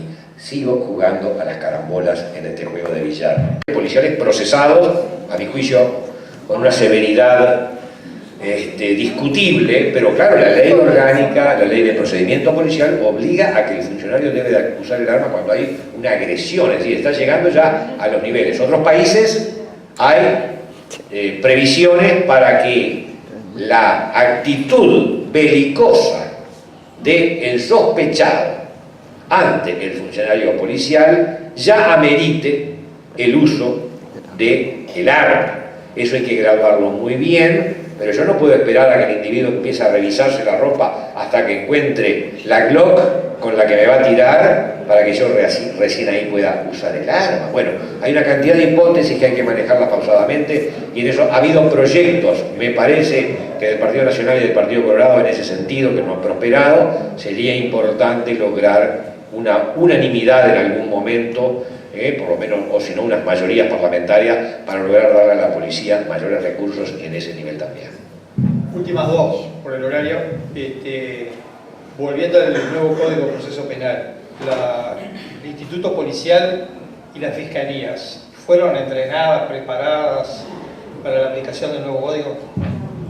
El Instituto Policial, me atrevo a decirlo, me pueden contradecir algunos funcionarios policiales, pero me atrevo a decir que no. Y la experiencia la tuve de primera mano. Así que hasta hace un mes tenía experiencia de primera mano. Ahora paso a ser un viejo jubilado que va a tener experiencia de segunda mano. Me puse al servicio de la zona 3, que es una de las zonas rojas de Montevideo, de las 4 zonas que tiene policía, para dar una charla después de 5 meses donde los cambios no entraban en muchas de las relaciones con los funcionarios policiales. No por mala voluntad, sino por lo que constaté cuando voy a dar la charla como con ustedes. cuando pregunto, después de 5 meses de código, señores, ¿qué instrucción de fiscales ustedes han recibido? 60 oficiales me dijeron, de fiscales ninguna. Nos dieron una instrucción, compañeros policías, que fueron a una charla de 2 horas con un fiscal, donde les explicaron a ellos y ellos nos repitieron a nosotros. Señores, tengo enorme aprecio por el Instituto Policial, pero no hay capacidad para poder repetir una estructura del código que es muy compleja. Hoy simplemente hablamos de algunos detalles en una charla recibida de 2 horas por personal no especializado para dársela a los colegas. Así que la conclusión que me permití sacar y la he hecho pública es: la policía no recibió instrucción específica, y entonces a los problemas normales del código se le suman todavía los problemas de los teléfonos descompuestos, que han sido muchos. Y respecto a la posición de los fiscales recibieron instrucciones en determinadas áreas, y en otras áreas, como es el área informática, ninguna. Yo empecé el 1 de noviembre del 2017 mi labor como fiscal sin haber recibido una sola clase práctica del sistema informático. Había recibido 2 días antes una clase teórica, que es como que el arma de fuego es una cosa que tiene un cañón y tiene una cosita que se le mete, y vos tenés que ser, uno mira y dice, pero no tirás, pará, estoy dando la clase teórica y conformate con eso, y después que le den un buff, un 38 con la patada que da, y que el tipo se vaya arreglando. No se recibió, y el sistema informático ha sido un desastre, y por eso la nota que ayer la Fiscalía de Corte vuelve a sacar pegándome, y por eso el miedo que tenía hoy de mañana, como le comenté, miedo a olvidarme de algo. Un desastre la implementación informática, un desastre la falta de previsión del número de fiscales, un desastre, o por lo menos muy dificultosas las conexiones con policía, y un sistema donde los jueces trabajan 6 horas, los defensores trabajan 6 horas, y los fiscales llegan a trabajar fuera del turno, es decir, los días normales, de 12 a 14 horas de trabajo. Fiscales que entonces, en lugar de que su adrenalina esté para perseguir el delito, su adrenalina está para que no me venga el paro cardíaco o no me venga el estrés funcional, porque hemos tenido una cantidad de fiscales con licencia médica. Entonces, ¿queremos perseguir el delito? Y al fiscal lo recargamos, creamos el nuevo código, no asesoramos a policía y decimos que estamos muy preocupados por los temas de la seguridad ciudadana. La opinión de la cadena... Últimamente ando dudando. No a la pena de muerte, no a la baja de edad de imputabilidad, si bien estoy de acuerdo con hacer crecer a 10 años la punición para los menores infractores. Hoy es en 5, hoy es un relajo, pero es en 5. Y con respecto a la cadena perpetua, al día de hoy cada vez las dudas son más grandes. En principio igual, no se preocupen que la cadena perpetua va a ser revisable si sale. Entonces, así como le poníamos 45 al homicida y podía llegar a estar en la calle nuevamente en 5, señores, no se ilusionen con la palabra cadena perpetua. Va a ser una cadena que de cadena va a tener poco, de piola va a tener más, se va a romper en cualquier lugar. Así que, por favor, conociendo el paño, lo que hay que cambiar no son las normas solamente, hay que cambiar esta parte que está aquí, en este pedazo de aquí. Esa es la parte que hay que cambiar, y se llama la parte ideológica, hasta que el dolor no se siga intensificando, y lamentablemente es terrible la conclusión, hasta que el dolor no llegue a todos. Parece que hay una ceguera para entender la realidad del problema.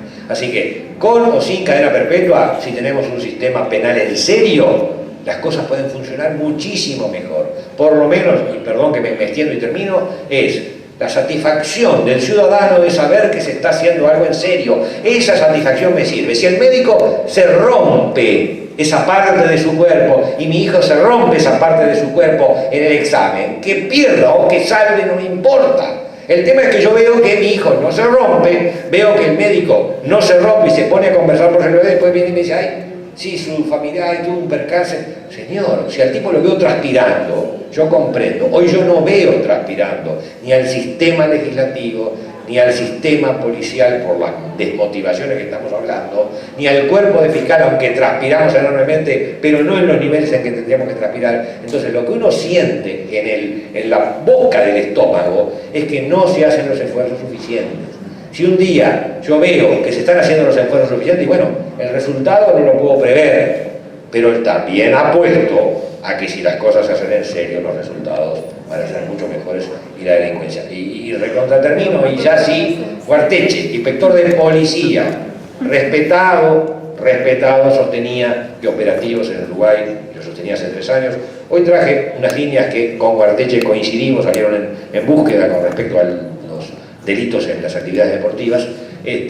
Guarteche sostenía que había 50-60.000 operativos en la calle y que había 200.000 que estaban circulando alrededor del delito en forma secundaria. Con esas cifras, señores, la perspectiva es muy oscura, y con lo que no funciona en esta parte del ser humano, la perspectiva es más oscura todavía. Bueno, yo no me niego, 3 horas y media aguanto. Consultan, aparte de la doctrina. En las cárceles se trabaja muy mal. ¿Por qué el ejército, como manera disuasoria, no puede estar en el Casaballe o ayudar a la seguridad? ¿Por qué no? Tanto problema que con el ejército. Nadie está hablando con un golpe de Estado. Para mí el Ministerio de Defensa tiene que ayudar al Ministerio del Interior. Y a los operadores penitenciarios también los tienen que ayudar. Tenemos que respaldar por ejemplo, que dice que sí. Que ayuden como manera disuasoria, que hagan patrullaje en los barrios peligrosos. Yo no tengo que no el ejército, ¿por qué? Usted tiene a la policía con un brazo atado. Sí. ¿Y cuál es el problema del lugar de traer al ejército? Soltarle el brazo a la policía. Hoy tiene la policía, el ejército es una institución que está para otras cosas. El ingresar en la vida cotidiana al ejército lo puede llegar a destruir más. Estamos jugando las carambolas acá, señores. Carambola lo puede llegar a destruir más en su interna que los beneficios que pueda cargar. Yo estimo que la policía hay que liberarle las manos. Los policías era el dibujo de hoy para la charla. No hay cantidad suficiente de funcionarios para garantizar la delincuencia en este país. Hay suficiente. No hay cantidad de instituciones en la cárcel, nosotros trabajamos con Seguimos discutiendo afuera. Bueno, agradecemos al público y ahora vamos a pedir a Silvano que termine. Me robo 2 minutos, señora Ramírez. Muchas gracias al funcionario, porque realmente hablo de Montevideo, un solo Uruguay, que fuimos los organizadores del evento. Le agradecemos al doctor Subía por venir a iluminarnos, pero quiero reafirmar un poco lo que decía aquí el funcionario, si será nuestra preocupación la seguridad, que la verdad que las balas vuelan por ahí. Ha pasado en Nuevo París, ayer, anteayer, un repartidor que la encontró de casualidad, y esas cosas pasan. Y quería contarles que desde Montevideo hemos trabajado hace un mes exactamente que hemos sido nombrados. La primera semana por diferentes tormentas X no se trabajó, pero en 3 semanas hemos hecho un trabajo que, por ejemplo, nos hemos reunido con gente que está acá presente de la Comisión de Vecinos de Punta Carreta. Gracias por venir, que ayer nos iluminó y nos mostró grandes cosas que hacen en el barrio, que las queremos de alguna manera seguir trasladando. Vamos a tener reuniones con el coordinador de Alerta Ciudadana, que está aquí presente. Hemos tenido conversaciones con Patricia Rodríguez, la presidenta del sindicato policial. O sea, que de alguna manera hemos tenido reuniones con diferentes grupos que trabajan en la seguridad, que hoy se reunieron aquí, el ciudadano Jorge Castro, digo. En definitiva, la preocupación está en la seguridad. Lo que pasa es que lamentablemente hoy tenemos que pedir al doctor de que nos enseñe el camino, trabajar en ello, y como nos piden desde los líderes, presentar propuestas. Pero les pido acá, perdón, voy a empezar a hablar más a nivel personal. Le voy a robar 1 minuto más, por favor, les pido paciencia. Hemos tenido reuniones porque va más allá de lo que se pide, desde las mochilas, desde todo lo que nos está pidiendo un solo Uruguay. Nos hemos reunido con la Cámara de Carniceros, Panaderos, de Confiteros, de los kioscos, intentar saber cuáles son los problemas. Personalmente, en el centro comercial de la Unión tenemos próximas reuniones programadas, como le dije, la de Vecinos Alerta. Tenemos proyectos de estudio de seguridad, reuniones con las nuevas agrupaciones, que algunas están aquí presentes: Varones Unidos, Topabuso, Rebeldes Uruguayos, Mujeres, Rematadores, también está aquí presente. Gente que quiere formar un partido, porque de alguna manera, también los personas estoy hablando, les colaboro en definitiva, porque todos vamos, o de alguna manera queremos objetivos muy parecidos. Algunos toman un camino, otros toman otro, y tengo que dar a la gente de PDI, la gente por la Segunda República, que está presente, el señor también, que el 19 los voy a acompañar en Valle Miñor también, apoyándolos. A Mario Carrial lo nombré hoy, que hemos trabajado en la salud, aquí está el informe.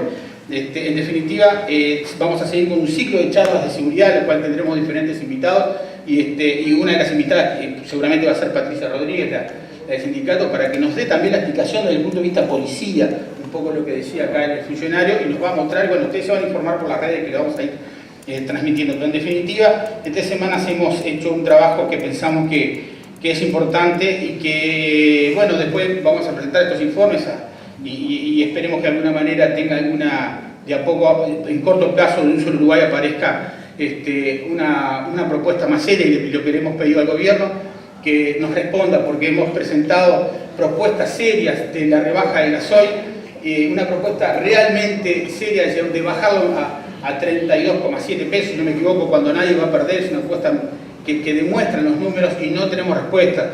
Nos dicen que sí que han respondido, no han respondido, las respuestas son insuficientes, pero no porque las digamos nosotros, son respuestas que le han dado a las gremiales, no un solo Uruguay nos ignora, y ahí a que nos juntamos y reclamamos. Bueno, acá voy a algo más personal. Les quiero agradecer a los compañeros de la Mesa Montevideo que han trabajado conmigo full por un tema personal mío. Me bajo de mi cargo, y lo cual no quiere decir que trabaje para el movimiento. Les pido disculpas que les haga escuchar esto a los que no tienen ni idea, pero dejo mi cargo de presidente, y tengo un viaje proyectado, un tema personal, pero seguro que la gente de Montevideo, Uruguay, y están ahí todos los compañeros, inclusive acá el amigo Sergio, nos van a seguir mostrando el camino. Muchas gracias a todos por venir.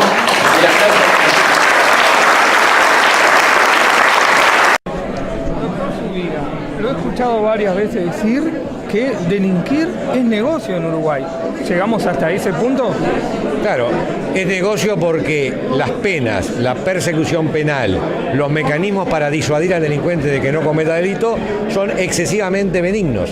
Entonces, el delincuente que ha hecho a veces de esa profesión toda la actividad de su vida, siente de que aquello es saque libre, y en ese sentido es lo que yo lo tengo, que es negocio, y últimamente se ha convertido en más negocio, porque el nuevo Código de Proceso Penal, que yo soy pro acusatorio pero no pro el nivel de benignidad que tiene este nuevo código, ha generado estas enormes dificultades. Así que debemos de modificar la legislación, tenemos que modificar la forma de filosóficamente enfrentar el delito para evitar de que siga siendo negocio. Cuando logremos que el costo sea equiparado al beneficio, ahí probablemente muchos delincuentes cesen en su conducta, porque el delincuente hace cálculos. Hoy es demasiado beneficioso. Usted nos hablaba de que había que cambiar el chip, la cabeza de la persona.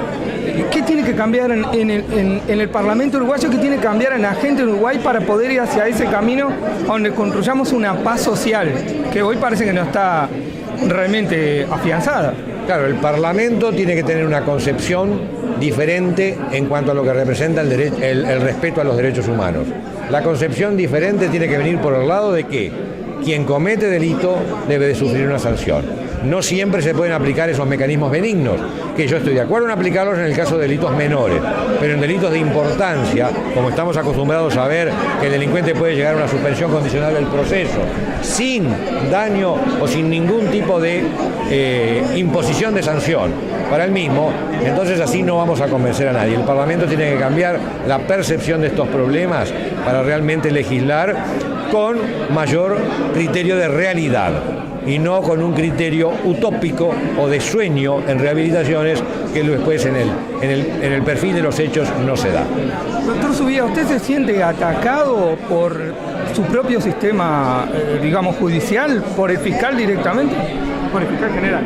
No, en oportunidad de una nota que salió haciendo referencia a que yo había equivocado los medios para lograr generar la orden de detención para un delincuente que había estado rodeado, que motivó una nota periodística en el día de ayer, me parece completamente infundado.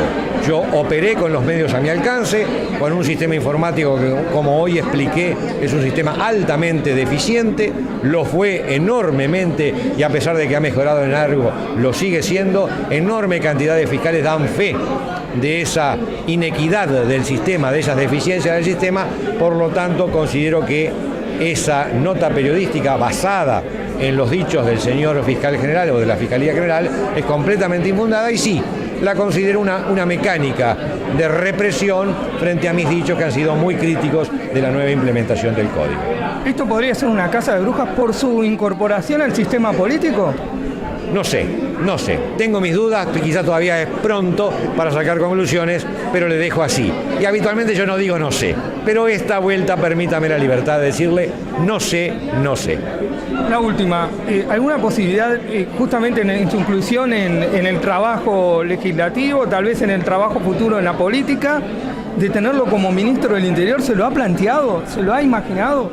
No, mi imaginación estriba en primero actuar en el lugar donde hay que modificar las leyes. Si no modificamos las reglas de juego, no hay ministro del Interior que valga, aunque usted traiga al ministro que se le ocurra. Así que primero modificar las reglas de juego, luego gestión. Pero ambas cosas, que se pueden realizar conjuntamente, por supuesto, son necesarias. Gestión y reflotar un criterio de equidad, de sentido común en la persecución del delito que hoy, a mi juicio, se ha perdido por el exceso de benignidades para el delincuente. Muchas gracias, Ricardo. Gracias a usted.